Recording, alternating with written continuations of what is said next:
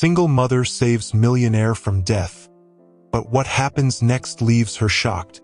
The rain battered the roof of the small countryside house, echoing through the silence of the night.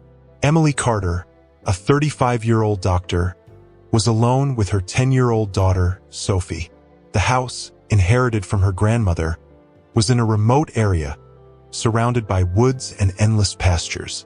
The nearest neighbors were miles away, and the dirt road leading to the property was nearly impassable on nights like this. Emily was in the kitchen, finishing up some paperwork from her job at the local clinic, while Sophie was already asleep in her room. The peaceful routine was her usual companion, but that night, something unexpected happened. A desperate sound cut through the rain, a cry, followed by frantic knocking at the door. "Please help! Help me!" Emily froze. Her medical instincts collided with fear. Living in such an isolated town, what seemed like a cry for help could easily be a trap. She glanced at the front door, hesitant. Grabbing the pepper spray she kept in the kitchen drawer, she slowly approached the entrance. Before we continue, tell us in the comments where you're watching this video from. Subscribe to help us reach 1,000 subscribers. "Who's there?" she called out, trying to sound firm, though her heart was racing. "Please open the door. My dad. He's really sick in the car," cried a child's voice from the other side. The desperation in the boy's voice disarmed her.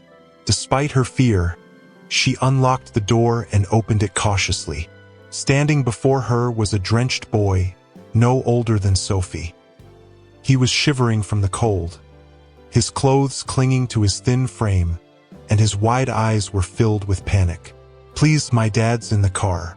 He can't breathe," he said, pointing to a vehicle parked in the driveway.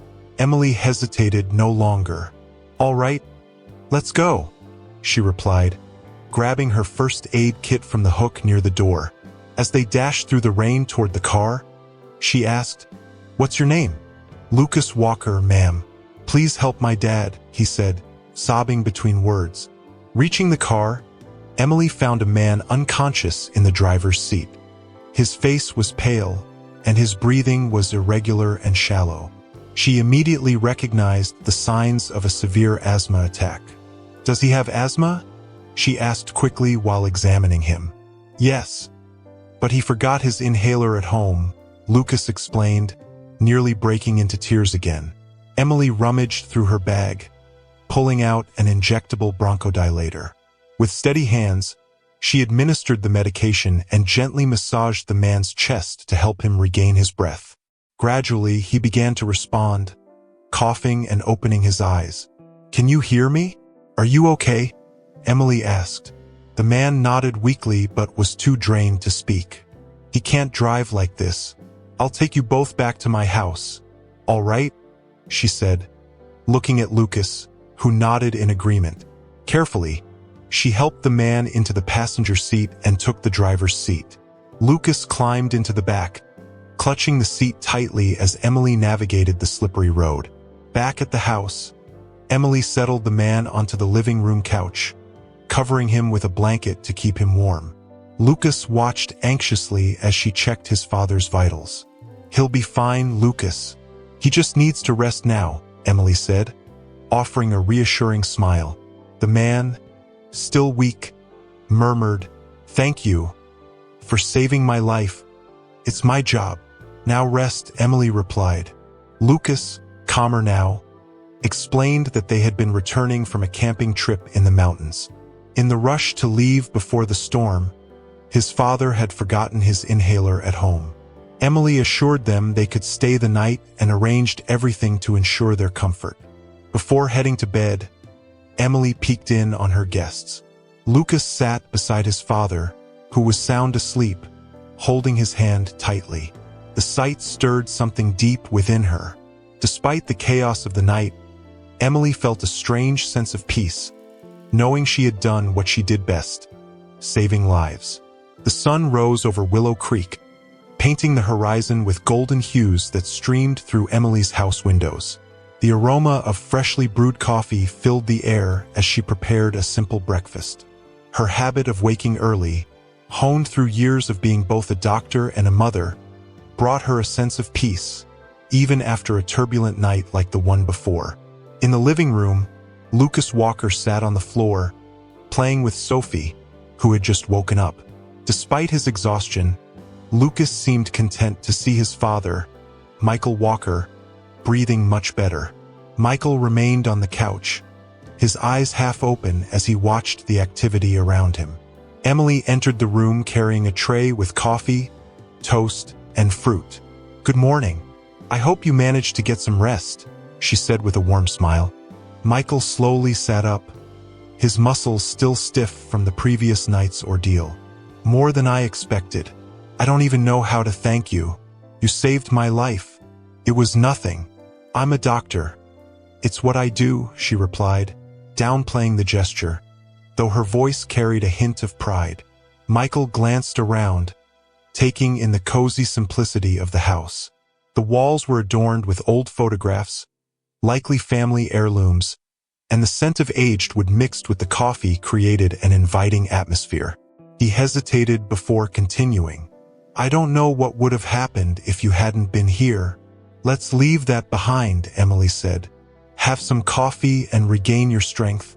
While Michael and Lucas ate, Emily and Sophie chatted in the kitchen. The calm seemed to have returned, but it wouldn't last long. A loud knock on the door echoed through the house, shattering the serene moment. Emily's heart raced.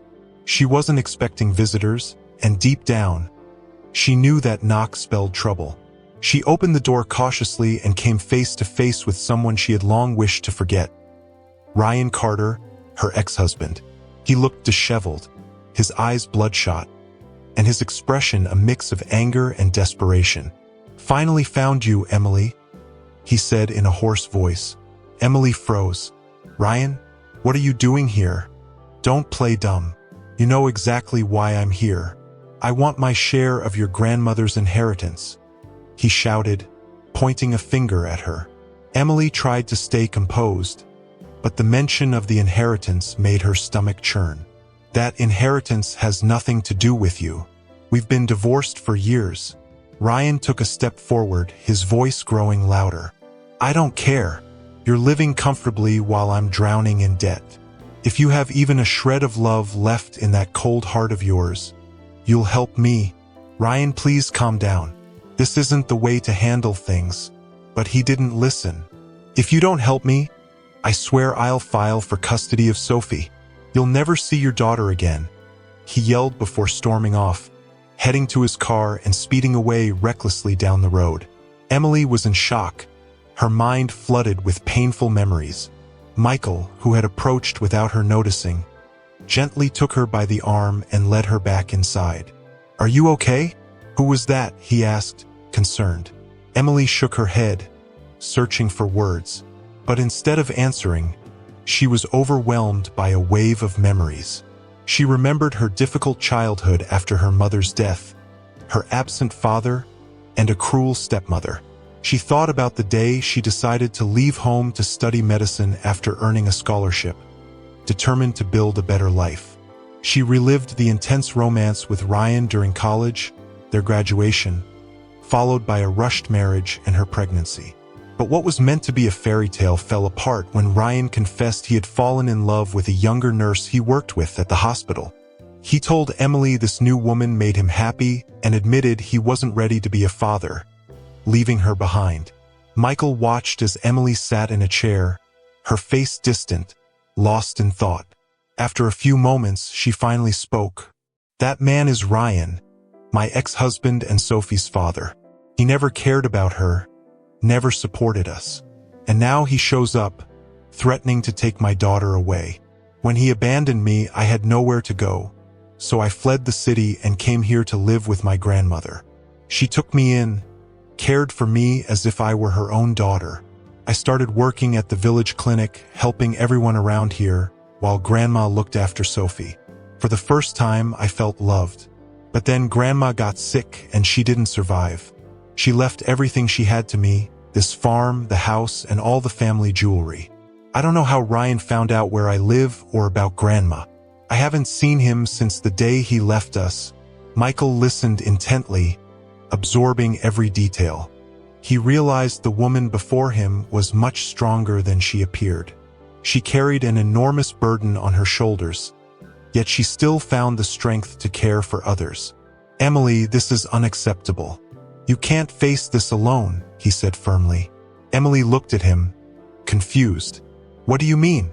Michael took a deep breath, as though making an important decision. "I own a large company in Seattle. My legal team is one of the best in the country. I can help you, Emily. I won't let him threaten you." Emily sat in silence for a moment, trying to process what she had just heard. You're a businessman?" Michael smiled humbly. "Yes, I am. So don't worry about a thing." Before Emily could respond, the sound of the dog barking echoed through the yard, signaling the approach of something or someone.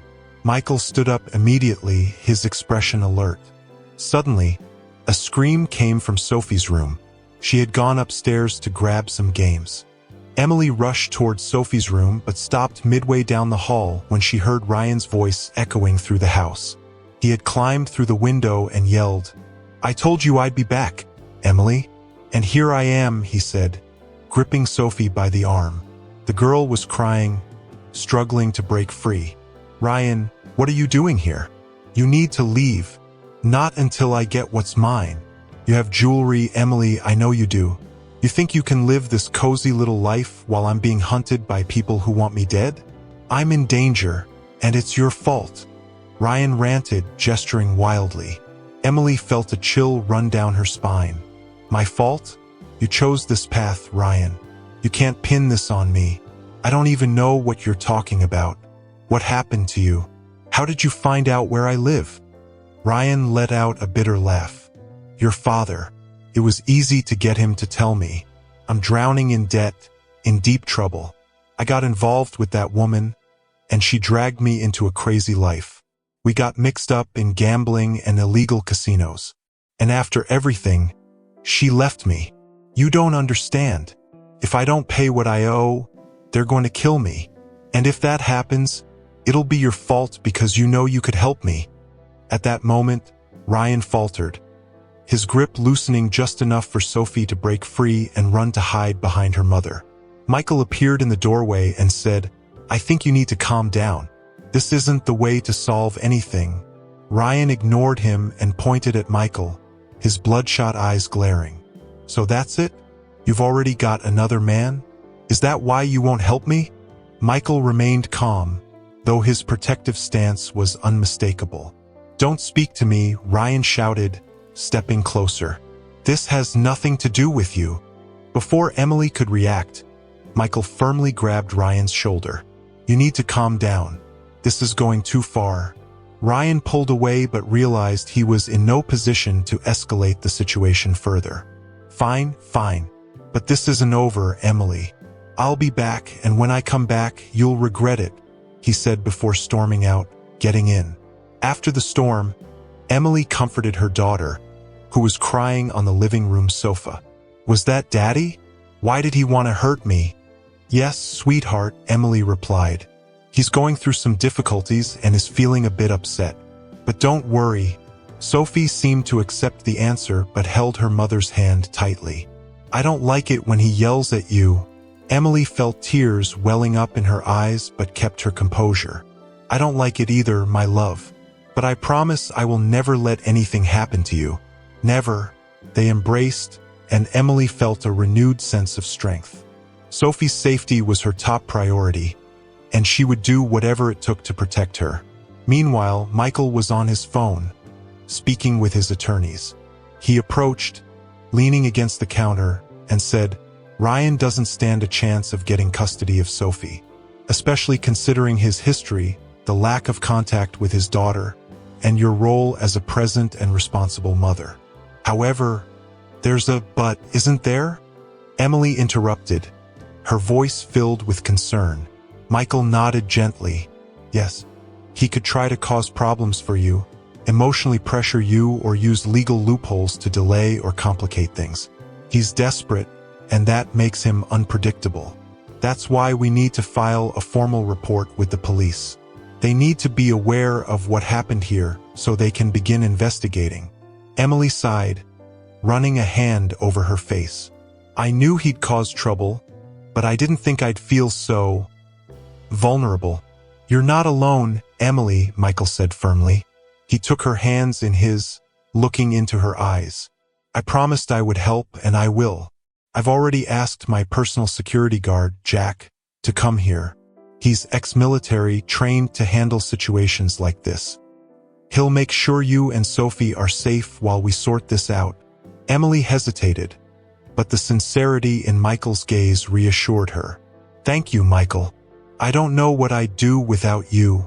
A few hours later, Jack Harris, a burly man in his 40s, stood on the porch, his rigid posture hinting at someone who had faced tough situations before. You're fast, Michael said as he opened the door, extending his hand in greeting. Always. I got your call, Mr. Walker. Came right away, Jack replied in a professional tone, his sharp eyes scanning the surroundings. Emily approached, curious but still slightly uneasy about the presence of a stranger. Michael quickly introduced them, summarizing the situation in a few words. Jack, this is Dr. Emily Carter. She saved my life last night, and now it's my turn to make sure she and her daughter stay safe. Emily raised an eyebrow, surprised by Michael's determination. Michael, I appreciate it, but I don't know if I can accept this. Emily, you have a daughter to protect, and Ryan is clearly unstable. You don't have to face this alone, Michael said, his tone calm but resolute. Jack stepped in, his voice firm yet respectful. I'll keep an eye on everything, Doctor. I don't want to interfere with your routine. My job is to ensure you and your daughter are safe. Still hesitant, Emily finally agreed. The fear for Sophie's safety outweighed her discomfort with accepting help. In the days that followed, Emily tried to resume her routine. Willow Creek's small clinic relied heavily on her services. The locals, mostly elderly residents and rural workers, depended on her for quick diagnoses and medical advice. Michael, on the other hand, seemed determined to stay in close contact. He called every night to check in on her, and Jack remained nearby, discreet but vigilant. Meanwhile, Sophie and Lucas quickly bonded, and during Michael's visits, the two spent their afternoons playing in the yard. Michael's visits became a weekly occurrence. Each time he brought something special, a new book for Sophie, flowers for Emily, or on one occasion, a basket filled with gourmet products he claimed were from Seattle. You really didn't have to do this, Emily said during one of those visits, a faint smile on her lips as she looked at the flowers on her table. I know, but I wanted to, Michael replied, his gaze meeting hers in a way that left her momentarily speechless. Everything seemed calm. On a sunny afternoon, Michael arrived at Emily's house, as had become his habit. While the children played hide and seek in the orchard, Emily and Michael sat in the garden, a space she found particularly comforting. You've never told me much about Lucas, Emily said, breaking the silence. And his mother? Doesn't she mind you coming here so often? Michael chuckled softly, but a shadow of melancholy flickered in his eyes. Lucas's mother left. A few years ago, she got involved with an old business partner of mine. They moved to Europe, and Lucas stayed behind because it was the middle of the school year, and uprooting him didn't seem like the right choice. When summer break came, she came back to take him with her, but Lucas said he wanted to stay with me. We've been inseparable ever since, and that's what drove me into work. At first, it was just to fill the void, but it ended up taking me further than I expected. My companies grew a lot, I became well known, and today my businesses are everything I have. Well, my businesses and Lucas. Emily looked at him with tenderness, feeling a pang in her chest. She leaned closer, kissed his cheek, and said, "You're an incredible father, Michael, and a very good man. I'm sure destiny has something special in store for you." He smiled, but there was something different in that smile. He gently took her hand and said, "Destiny has been very generous with me lately." Emily felt her cheeks flush. As the day came to an end, Michael and Lucas said their goodbyes and left for home. Michael knew his heart was becoming attached to Emily in a different way. He realized a flame had been lit, and that the friendship and affection he felt for her were evolving into something more. Being by her side felt good, and when they were apart, his thoughts were consumed by her, by how she made him smile. At his mansion, Michael put Lucas to bed and retired to his own room, knowing the next day would bring plenty of work at the office. As he drifted off to sleep, a nightmare began to unfold. He saw Emily and Sophie crying, with Ryan yelling at them. The scene was vivid and unsettling. Suddenly, Michael woke with a start. Normally, he didn't put much stock in dreams, but something about this one gnawed at him. He felt a strong urge to check on them. Without hesitation, he grabbed his phone and called Jack, but the security guard didn't answer. Worried, Michael called his housekeeper, Martha. "Stay with Lucas. I'm heading to Emily's house. Something feels wrong." "Be careful, Mr. Michael," Martha replied, concern in her voice. On his way, Michael called the police and asked them to head to Emily's property to ensure everything was all right. Meanwhile, at the farm, the house was eerily quiet. Sophie was already asleep, and Emily tried to relax on the couch, but an unsettling feeling lingered. It was as if something was about to happen. Around midnight, the silence was shattered by the dogs barking. Emily felt a surge of fear and shouted for Jack. "Jack," she called, but there was no response. She ran to check, but froze in the hallway when Ryan's voice echoed through the house. He stood at the back door, grinning menacingly. He had been watching her for days, observing their routine. Earlier, he had stolen the house keys from the annex where Jack stayed. When Jack went to the bathroom, Ryan locked him inside. He overpowered Emily and Sophie, tying them up inside the house. "I told you I'd be back, Emily, and here I am," Ryan said, laughing, a sinister sound that echoed through the room. "You think you can stop me? I've done my homework. I know those jewels are worth a fortune. I'm leaving here with them, and with my daughter."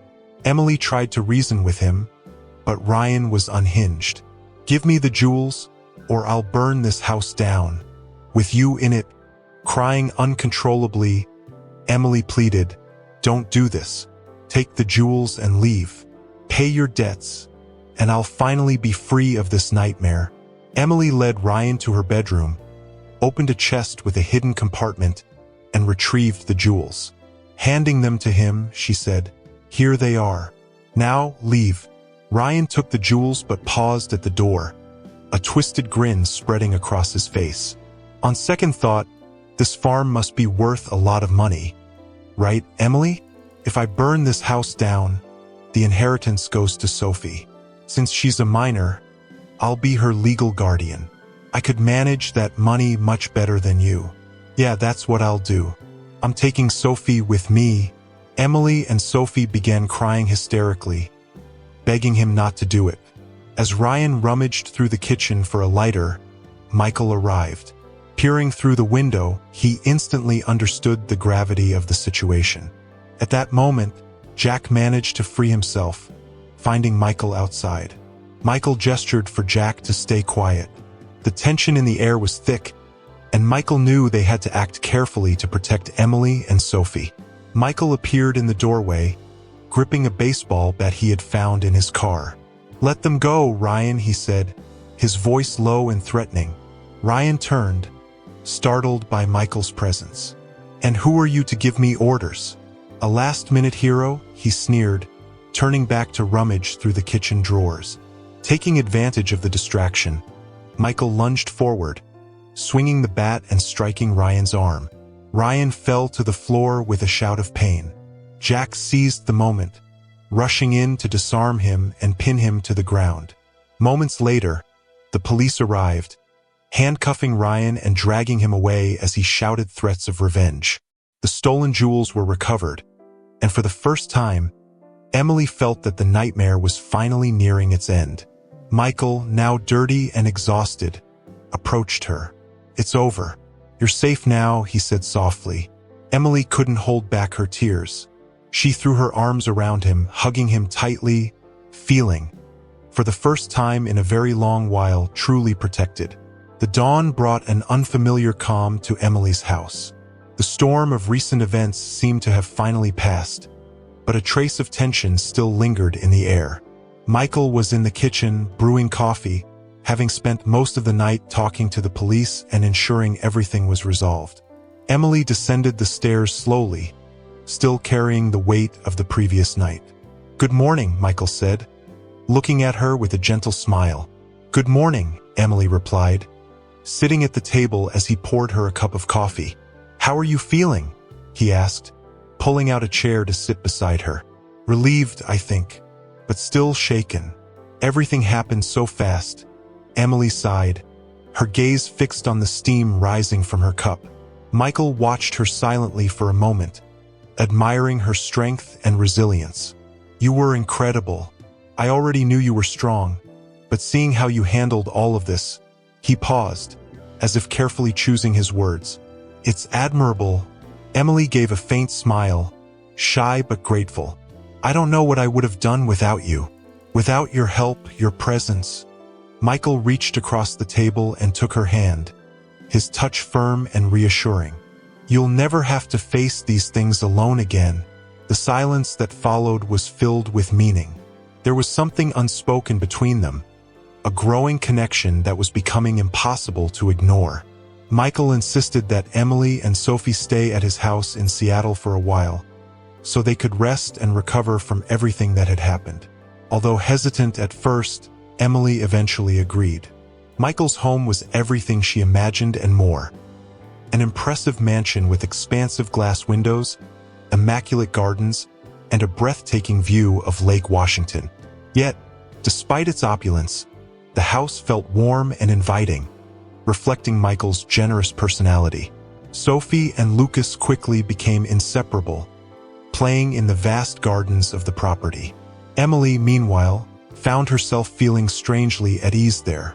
"You know, I never imagined a place this grand could feel so cozy," Emily said one evening as she walked through the garden with Michael, the path softly lit by small lights. "It only feels cozy because you're here," Michael replied, looking at her with a sincerity that made her heart race. That night, after the children were put to bed, Michael prepared a special dinner. He opened a bottle of red wine and played soft music on the veranda. Emily, touched by the attention to detail, felt her heart warm. They talked for hours, laughing and sharing stories from their lives. The barriers between them seemed to dissolve with each passing moment, replaced by a profound and natural connection. Finally, Michael looked into her eyes and said, "Emily, when I went to Willow Creek with Lucas, I never expected my life to change so much. But you and Sophie brought something into my life I didn't even know I was searching for." Emily felt her cheeks flush but didn't look away. "I didn't expect someone like you to enter my life either. You gave me strength when I needed it most." Michael smiled, his face lighting up. He reached for her hand, gently stroking it with his thumb. "I can't hide how I feel anymore, Emily. I'm completely in love with you." For a moment, the world seemed to stop. The sound of the music in the background blended with the faint rustling of leaves, but all Emily could hear was the pounding of her own heart. Michael leaned in slowly, and the distance between them melted away like morning mist in the sun. When their lips finally met, it was as if time had dissolved. The kiss began tenderly, Michael's lips brushing hers with a gentleness that sent a shiver through her entire body. But soon, the intensity grew, as if they were trying to pour all the love they felt into that single moment. The warmth of the kiss was accompanied by the woody scent of his cologne, the faint taste of wine on his lips, and the electricity that seemed to course through every touch. Emily felt both secure and vulnerable, lost in the moment yet finding herself within it. When they finally pulled apart, their eyes stayed locked, full of emotion. They knew, without a shadow of a doubt, that something within them had changed forever. The next morning, Emily woke with a sense of peace she hadn't felt in years. Looking out the bedroom window, she saw Michael in the garden, playing with Lucas and Sophie. The scene was so simple yet so full of meaning that tears welled up in her eyes. She knew challenges still lay ahead, but for the first time, she felt she wouldn't have to face them alone. Michael wasn't just a generous and protective man. He was someone who believed in her, someone who valued every part of who she was. When he saw her standing on the veranda, he smiled and waved, inviting her to join them. And in that moment, Emily realized she had found more than just a new beginning. She had found a home. If you enjoyed this video, let us know in the comments. Your opinion is very important to us. Don't forget to subscribe. A big hug, and see you in the next video.